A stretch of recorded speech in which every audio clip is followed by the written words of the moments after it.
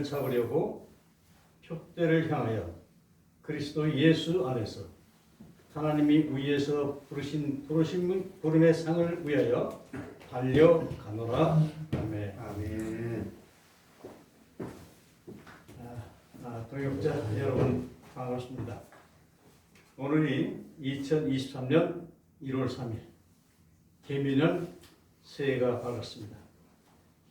하나님께서 주시는 은혜와 평강이 2023년 동역자님과 가정과 사역 위에 함께 하시기를 축원합니다. 아멘. 이제 2023년은 나의 인생, 저의 인생, 우리 동역자 목사님들의 인생에서 영원히 다시는 돌아올 수 없는 역사 속으로 사라졌습니다. 2022년 한 해 동안 하나님의 인도하심에 감사드리고 주님 앞에 잘못하고 부끄러웠던 모든 것 회개하고 결산하고 2023년 새해를 맞이하면서 주님의 종으로서 새해에 대한 계획을 마련하고 결단하고 하나님께 순종하면서 살겠다고 다짐하는 이 시간이 되었으면 좋겠습니다. 빌립보서는 옥중 서신입니다. 사도 바울은 에바브로디도가 사도 바울의 쓸 것을 돕기 위해서 헌금을 갖고 왔습니다. 빌립보 교회의 성도들이 사도 바울이 옥중에 있는 것을 안타까워 여기면서 헌금을 보냈습니다. 그래서 이 헌금을 받고 서신을 빌립보 교회에 보냈습니다. 빌립보 교인들이 스승인 사도에게 친절과 사랑을 보내고 편지 내용은 두 가지로 보냈습니다. 첫째, 자기가 투옥한 것에 대한 변증. 일부의 사람들이 사도 바울의 감옥에 갇힌 것에 대해서 덕이 되지 않는다고 생각하는 사람들이 있었습니다. 그래서 이것에 대한 변증을 했고, 두 번째는 분쟁을 일으킨 사람들이 있었는데 3장 2절을 보면 개들을 삼가라. 행악하는 자들을 삼가라. 몸을 상해한 일을 삼가라. 이런 상계하라. 유대주의자들에게 엄중 경고하는 내용을 썼고, 성도들에게는 그리스도의 사랑으로 잘 협력하면서 사랑으로 함께 해야 된다. 이런 내용으로 보냈습니다. 빌립보서의 주제는 기쁨입니다. 예수님은 우리의 기쁨이 되심으로 우리가 항상 기뻐하라. 기쁨이 주제입니다. 3장 1절을 보면 끝으로 나의 형제들아 주 안에서 기뻐하라. 4장 4절을 보면 주 안에서 기뻐하라. 내가 다시 말하노니 기뻐하라. 이 기쁨이 주제가 됩니다. 우리나라에 기독교 복음이 처음 들어온 것은 약 130여 년 전 1804년입니다.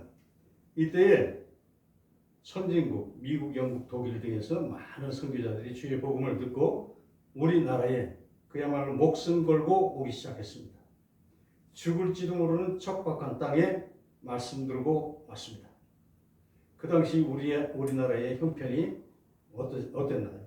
정말로 1884년 먹을 것이 부족하고 굶어야 되고 정말로 살기 너무너무 불편한 불때서 밥해야 되고 당시에 쿠쿠 밥솥이 있겠습니까? 쿠센 밥솥이 있겠습니까?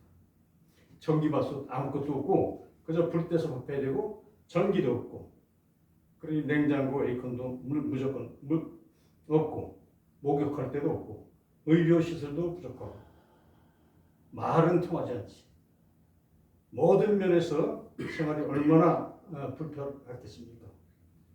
우리 선교사님으로 다녀오신 정유한 목사님도 사우디에 가보셨으니까 많이 불편함을 알 거고, 우리 김영수 목사님도 태국에 또 선교사 7년 했으니까 여러 가지의 불편한 점이 있었을 것입니다. 선교사님들이 당시에 선진국에서 편의시설 좋은 것 다 버리고 가족을 떠나서 하나님 말씀 전하려고 이 척박한 땅 한국에 온 것입니다. 말도 통하지 않고 음식도 많지 않고 잠자리도 불편하고 모든 것이 힘든 이 땅에 온 것입니다. 왜 왔습니까? 오직 주의 복음을 전하려고 온 것입니다. 선교사님이 한국에 들어와서 교회 세우고 병원 세우고 학교 세우고 한국 문명을 일깨우고 한국 선진화의 견인차와 같은 역할을 했던 것입니다. 그래서 지금은 어떻습니까? 한국 역사상 경제적으로 가장 풍요한 나라, 먹을 것, 입을 것, 풍족한 나라가 됐습니다. 이 모든 것이 하나님의 은혜입니다. 선교사님들이 한국에 들어와서 한국말을 배워야 하는데 참으로 힘들었다고 합니다. 한국말 얼마나 어렵습니까? 우리 형님이 한때 선교사님의 한국어를 가르친 그 알바로 이렇게 한 적이 있어요. 여기 숭실대학교 다니면서 선교사님이 왔는데 한국말을 가르친 거예요, 알바로. 얘기를 들어보면 웃기는 일이 너무나 많아요. 한국말이 너무나 어려워요. 밥 먹는 거 하나만 보더라도 오랜에게는 식사하셨습니까? 진지 드셨습니까? 조반 드셨나요? 뭐 등등. 또 아랫사람한테는 밥 먹었느냐, 식사했냐 이런 그 존댓말, 하댓말이 있는데 이게 구분하기가 얼마나 어렵습니까? 그래서 구분하는데 이 사람들이 선교사가 애들 꼬마한테 진지 드세요? 이렇게 얘기하니까 얼마나 웃겨요? 이런 일이 실제 있었던 거예요. 할아버지한테 밥 먹어. 이런 일이 실제 있었던 거예요. 이 할아버지 얼마나 화납니까? 어디다 대고 이 어린 놈이 밥 먹으라고 버리자는 말이지. 이렇게 웃기는 일. 사람이 죽으면은 돌아가셨다, 뭐 죽었다, 갔다, 뭐 여러 가지 말이 있잖아요. 이런 한국말이 너무 어려운 가운데서 이 선교사님이 그런 불편함을 견디면서 우리나라에 선진화를 위해서 복음의 씨앗을 뿌리기 위해서 왔던 것입니다. 오늘 본문의 말씀은 우리에게 두 가지 메시지를 주고 있습니다. 첫째, 13절 뒤에 있는 것은 잊어버리고 지나간 것 잊어버리라는 거예요. 과거는 잊어버리라는 거예요. 둘째 14절에 표대를 향하여 달려나가라. 표대가 뭡니까? 목적지, 목표, 즉 예수님. 예수님만을 바라보면서 달려가라. 예수님만 바라보면서 달려가라. 우리의 목표는 예수님이다. 그래서 우리의 표대는, 목표는 예수님이다. 예수님을 향해서 달려가라. 이것이 두 가지의 메시지입니다. 잊을 것은 잊고 새롭게 출발하는 말입니다. 2022년 우리가 얼마나 여러 가지로 많은 일이 있었습니까? 그런데 잊을 것은 잊으라는 거예요. 그리고 다시 새 출발하라는 말씀입니다. 예수님을 닮아가기 위해서 힘껏 2023년은 달려가라. 이 말씀입니다. 뒤의 것을 잊어버리고 지난 과거를 잊어버려라. 이 말씀 무슨 말씀입니까? 말씀 그대로 지나간 과거 잊어버려라. 우리가 2022년도 아니 그 전에도 우리 삶에는 참 기쁨도 있었습니다. 또한 슬픔도 있고 아픔도 있었습니다. 우리 집안에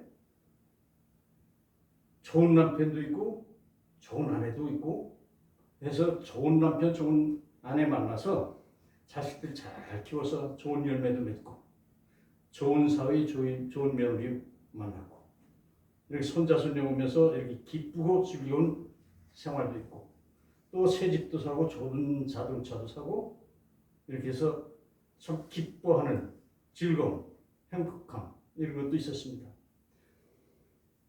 여자들은 특히 무슨 생일 때 선물 하나 루이비통 핸드백 같은 거 받으면 얼마나 감격합니까? 우리 사모님 그런 거 받아보셨어요? 루이비통 같은 거? 이 기가 막힌 거예요. 여자한테는 최고예요. 이거 받으면 아주 감격해가지고 눈물까지 흘린대. 네? 참 이랬다고 그래요. 또 그 교회의 목사님 개척했는데 한 명, 두 명 새로운 성도가 와. 그 기쁨이 말도 못한다는 거예요. 하나님께서 보내주신 한 명 한 명의 성도가 늘어날 때 갖는 목사들의 기쁨, 이런 기쁨도 있고, 반대로 가정이 참 못된 남편, 못된 아내 만나서 참 아픔도 있고 슬픔도 있고 힘든 세월도 보내는 이런 집도 있습니다. 나는 아무 잘못 없는데 어떤 거짓에 음해받고 무언받아서 억울하게도 명쓰고 참 가슴 아파하는 이런 적도 있는 거예요. 요셉 같은 사람 보세요. 얼마나 요셉이 억울했을까. 참 이런 그 아픔들도 우리가 있었고, 또 코로나로 성도들이 그나마 몇 명 있는데 한 명 또 안 나와요. 거기에서는 또 가슴 아픔이 있는 것입니다. 이 목사님들도 그런 아픔들이 과거에 2023년 특히 있었습니다. 이런 아픔도 있었고, 또 어떤 그 집안의 가족 간의 문제, 부부 간의 문제, 부모 자식 간의 문제, 이런 문제들이 생겨서 싸움하고 만나지도 않아요. 그러다 보니까 만나기도 싫고 미워지고 정말 마음 한구석에서 증오심만 생기고 미움만 불타오르는 것입니다. 인생이 괴로워서 우울증, 화병까지 생겨납니다. 어떻게 할 수는 없고 속에서 끓기만 부글부글 끓는 거예요. 100도 이상 끓습니다. 목사님들도 똑같아요. 감정은. 그래서 속으로 끓는 건 똑같은 겁니다. 관계가 끝나지니까 가족 모임에 가지도 않고 친척 모임에 가지도 않고 교회에 가지 않습니다. 친구 만나지 않습니다. 상처의 아픔이 너무너무 커서 만나기 싫고 가기 싫은 것입니다. 정말 일반인들은 만나기 싫으면 한만 하면 되는 거예요. 피하면 됩니다. 그런데 목사님들은 그렇게 할 수도 없어요. 정말로 이렇게 성경을 읽고 아프지만 같이 웃으면서 이렇게 자기 그 감정 나타내지 않고 이렇게 억제하면서 절제하면서 살 수밖에 없습니다. 이러한 감정들의 문제들이 얽히고 설키고 복잡하게 만들어서 복잡한 인생을 만드는 거예요. 세상 속에서 대부분 좋은 것도 있고 나쁜 것도 있어서 이렇게 섞여서 살게 됩니다. 사도 바울이 과거를 보면은 자기가 예수 믿는 자 핍박하고 스데반 목사 죽이고 집사 죽이고 이제 죄책감, 실수 돌아보게 됩니다. 진정한 회개를 함으로써 이제 용서받았습니다. 죄사함 받은 것입니다. 오직 예수님만 바라고 과거는 이제 이런 과거 자기가 잘못된 거 실수한 거 다 이제 죄사함 받고 이제 예수님만 바라보고 달려가기로 결심하고 이 글을 쓴 것입니다. 오늘의 본문의 말씀은 이와 같은 우리 삶 속에서 잊어버린 거는 잊어버리고 이제 새롭게 출발하라 이런 말씀입니다. 과거의 아쉬움도 미련도 다 잊어버리고 새 출발하라는 것입니다. 그러려면 지금 갖고 있는 이 감정의 상태 용서하고 정리하고 깨끗이 다시 출발하는 것입니다. 너 그때 나한테 이렇게 했지? 이거 가슴에 담아두면 못 나가는 거예요. 과거에 묻혀 못 나가는 것입니다. 이런 거 모두 정리하고 새롭게 출발하자. 이 말씀이 오늘의 말씀입니다. 우리가 과거는 과거이지 현재로 이제 돌아올 수 없습니다. 한때 있을 때 잘해라는 유행가가 있어요. 아세요? 유행가니까 이거 눈도 커지네. 유행가니까 다 좋은가 봐. 목사님들도 유행가면 다 알아. 이게 유행가도 있을 때 잘하는 게 있는데 후회하지 말고 있을 때 잘하는. 정말 맞는 말씀이에요. 지금 내 옆에 있는 아내, 내 옆에 있는 남편, 동역자, 내 옆에 있는 동역자, 내 옆에 있는 성도들이 가장 소중한 분인 것입니다. 본문의 말씀은 과거 잃어버리고 펴되 예수님을 향해 달려가라는 말씀입니다. 세계적인 수영선수 플로렌스 체드윅이라는 사람이 있는데 이 사람의 태평양의 한 섬 카타리나라는 섬에서 캘리포니아 해변까지 수영해서 건너겠다고 언론에 발표를 했어요.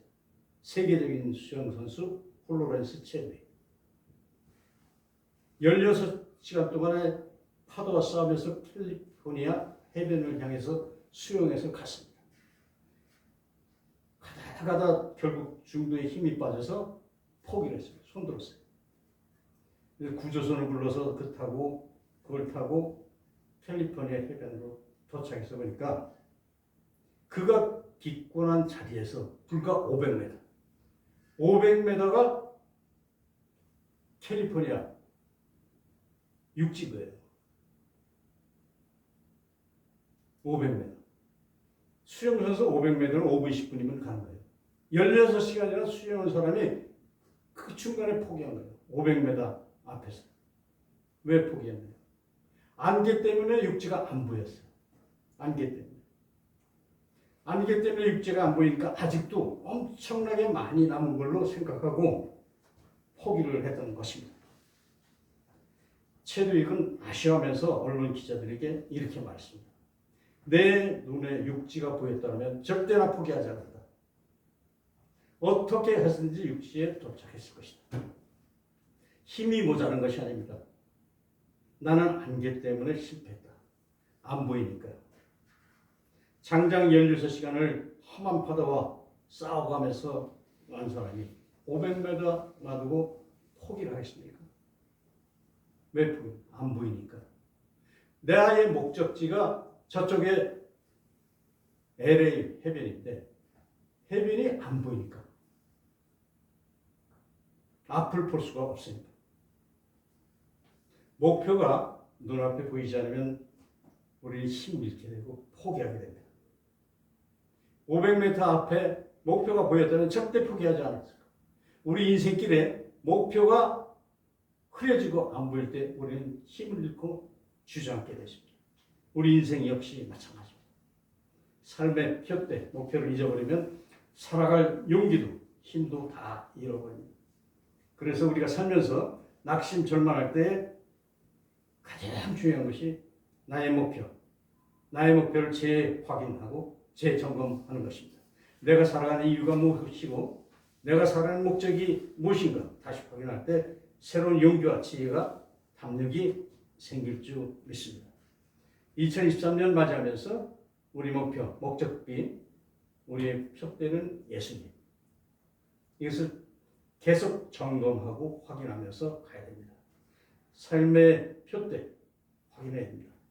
고린도전서 9장 26절에 보면 나는 다름질 하기를 방향 없는 것 같이 아니하고 싸우기를 허공치는 것 같이 아니했다.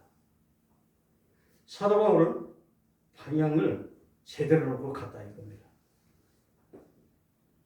꼬린 지점을 확실히 알고 달려가는 거예요. 마라톤 선수가 열심히 무조건 뛴다고 해서 메달 따는 게 아닙니다. 목적지, 내 꼬린 지점을 분명히 알고 열심히 갈 때 메달을 딸 수 있습니다. 목표가 흔들리면은 절대로 메달을 딸 수가 없습니다. 목적지가 잃어버리니까. 푯대는 흔들리지 말아야 됩니다. 목표가 흔들리면은 절대로 성공할 수가 없는 것입니다. 목적지가 흔들리면은 일로 갈까 절로 갈까 유행가 말 돌아서 갈까 이런 거 있잖아요. 이러다 보면 성공할 수가 없는 것입니다.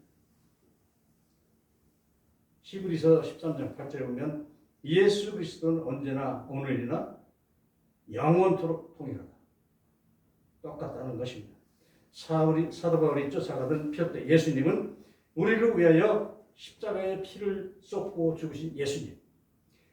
모든 인생의 죄로 짊어지고 죽으신 예수님.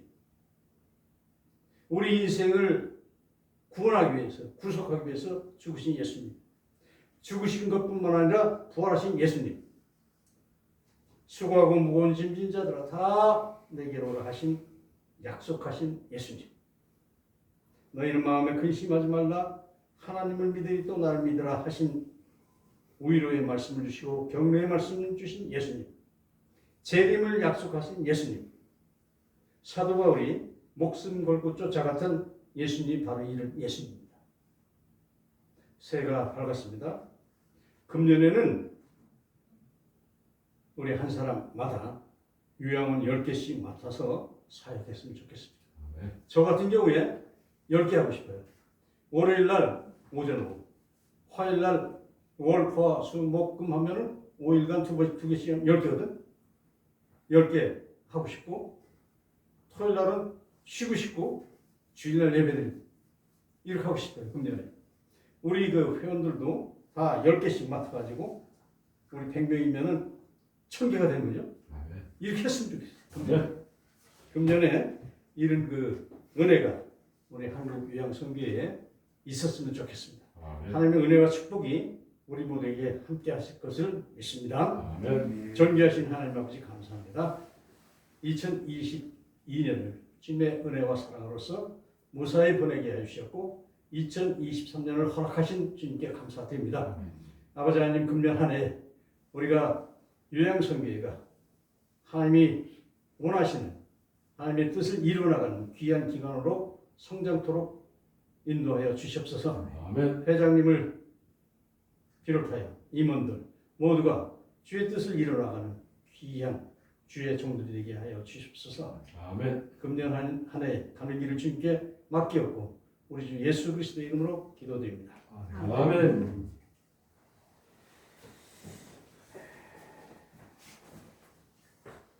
주님이 가르치신 기도로 예배를 마치겠습니다.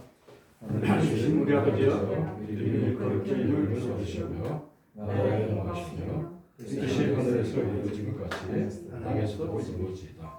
오늘 우리에게 일용할 양식을 주시고 우리가 우리에게 죄진 자를 사하여 준 것 같이 우리 죄를 사하여 주시옵고 우리를 시험에 들게 하지 마시옵고 다만 악에서 구하시옵소서. 나라와 권세와 영광이 아버지께 영원히 있사옵나이다. 아멘. 하나님께 영광을 받습니다. 수고하셨습니다. 고맙습니다. 고맙습니다.